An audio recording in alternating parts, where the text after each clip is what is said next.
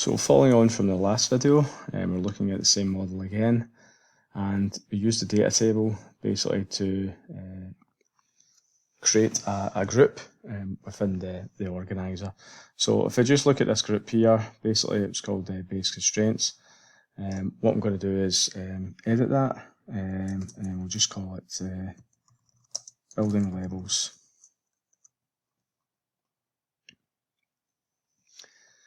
We've added these subgroups, so using the data table, it managed to add these in automatically. So you'll see we have the roof, we have the foundation, we have level 2, we have basically other objects that aren't included.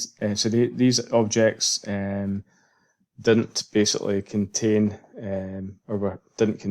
fall within any one of these properties that were given to the model. So, you know, we can edit these out basically if we want to edit the names of them. So this one here, as you can see, is the foundation objects. So I might want to edit this and I'll just call it foundation.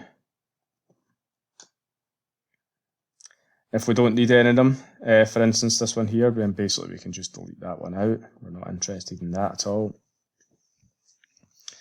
And the other thing you can do here, so if I look at this one here and I see that this is a roof, now what I can do is I can link objects or I can unlink objects to that group.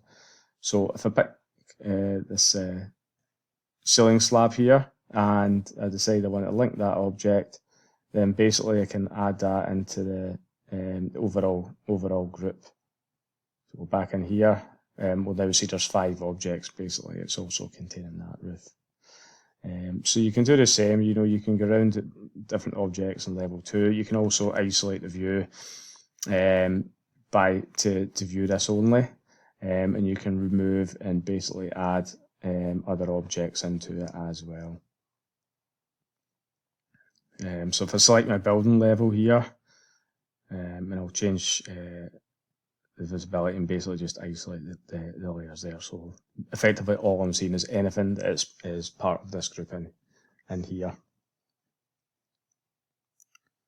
I could take that further. Basically if I select level 1 for instance, we can basically do show only selected objects, and we can just show level 1, level 2 on the roof, for example.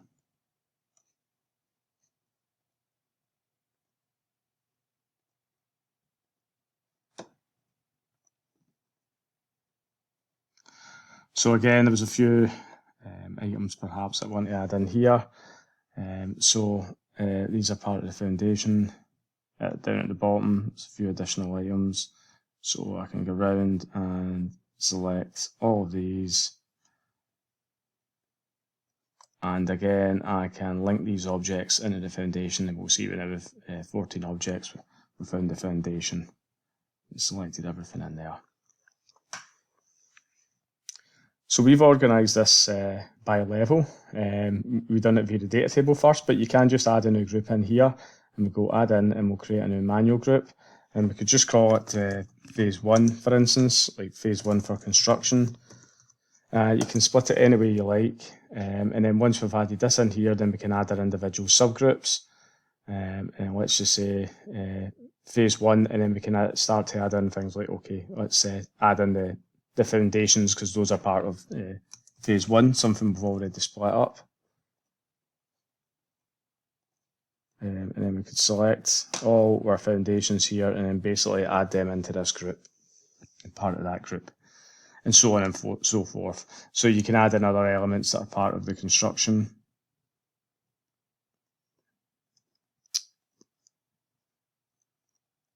So for instance, things like this here, if this is part of phase 1, we can add these in here.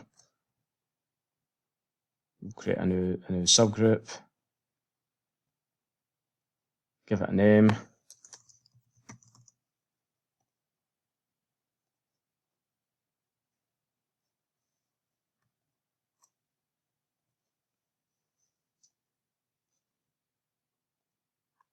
Then those objects will basically all appear here within that grouping.